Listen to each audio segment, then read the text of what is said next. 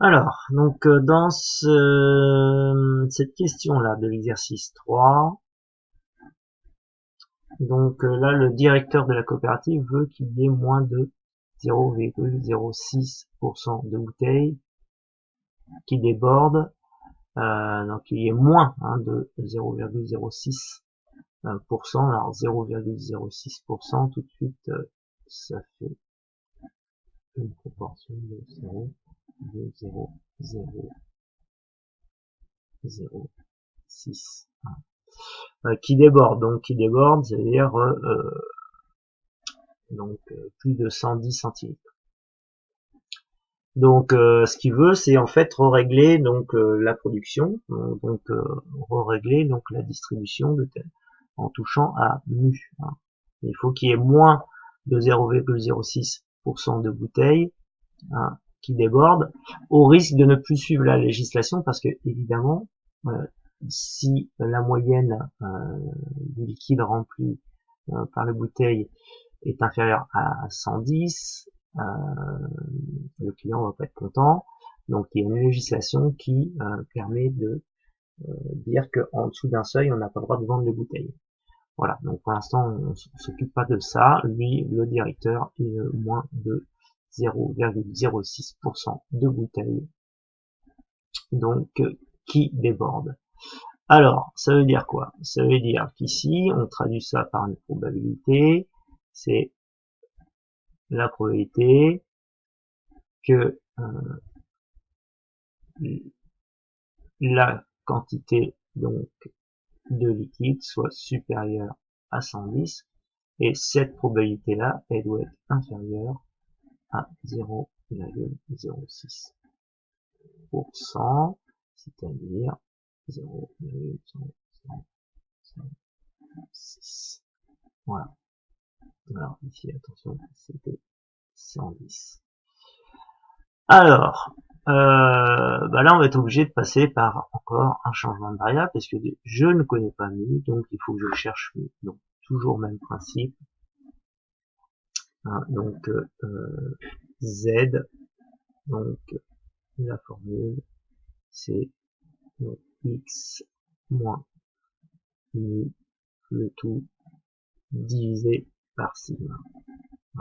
C'est-à-dire qu'ici on veut que la probabilité que la variable de Z soit supérieure à 110 moins mu le tout divisé par 2. On considérera dans la suite de l'exercice qu'on prend comme écart type 2, c'est-à-dire la production est capable de faire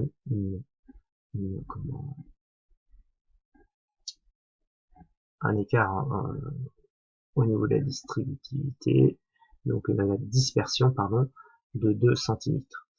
Alors, donc du coup, ceci doit être inférieur ou égal à 0,06%. Alors, comme d'habitude, on cherche quoi?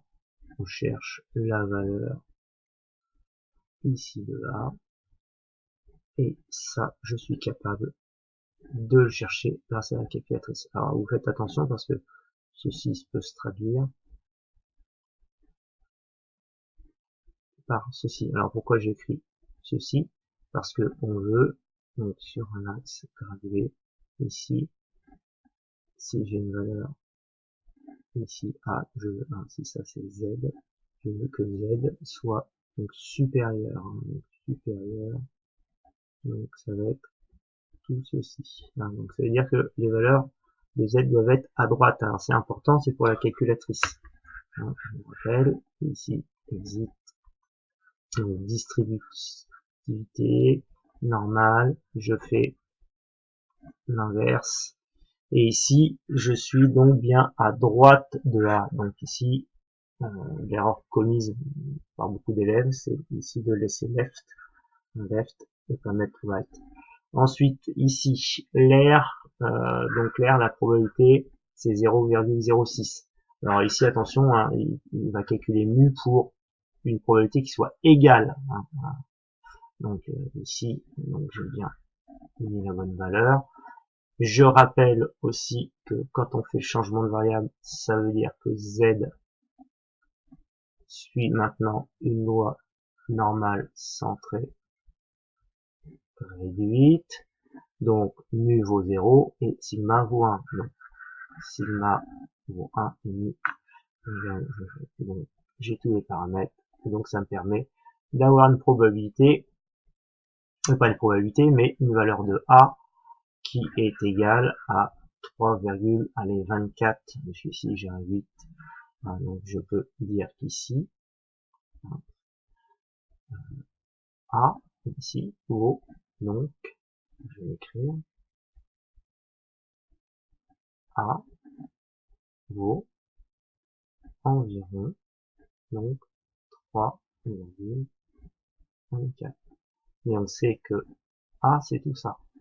Donc, ça veut dire que je peux écrire que A, c'est 110 moins mu, le tout divisé par 2, et tout ça, c'est égal à 3,24 environ.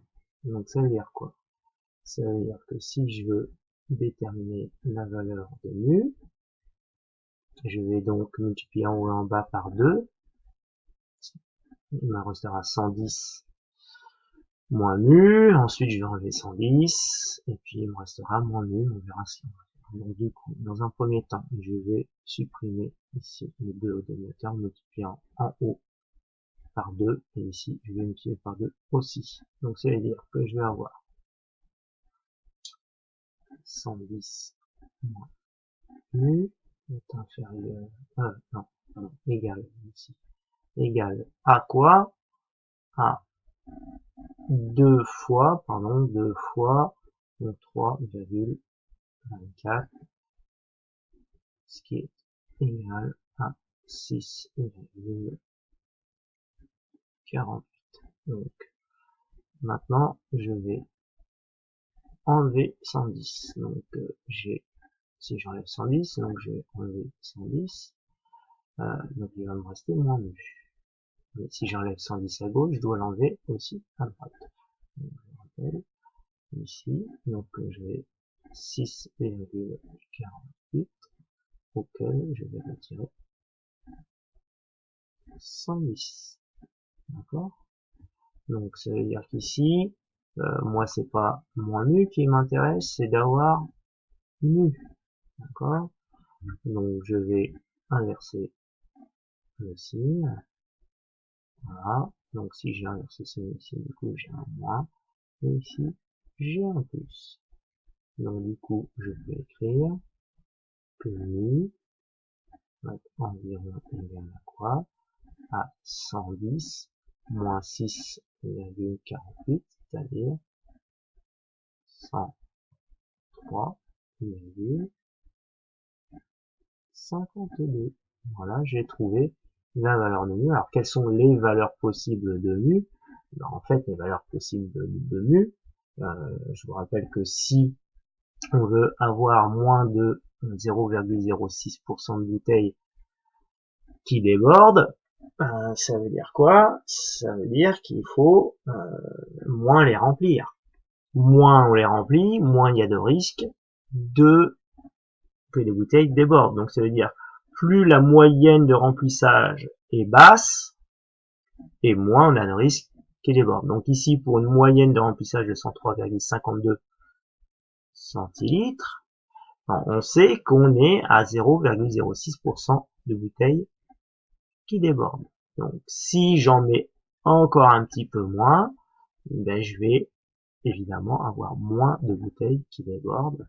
Hein, c'est ce que je recherche. Mais le problème, vous comprenez bien que la législation donc prévoit une quantité minimum, hein, donc un pourcentage. Alors je ne me souviens plus de la législation, il suffit de chercher sur internet, on va pouvoir trouver. Hein. Et c'est pour ça qu'ici j'ai au risque de ne plus suivre la législation, parce que évidemment en tant que client, moi j'ai pas envie d'avoir des bouteilles qui sont là demi-remplies. Voilà. Donc il faut absolument que les valeurs, pour respecter la consigne du directeur, hein, que mu soit inférieur à 103,52. Voilà pour cette question petit a.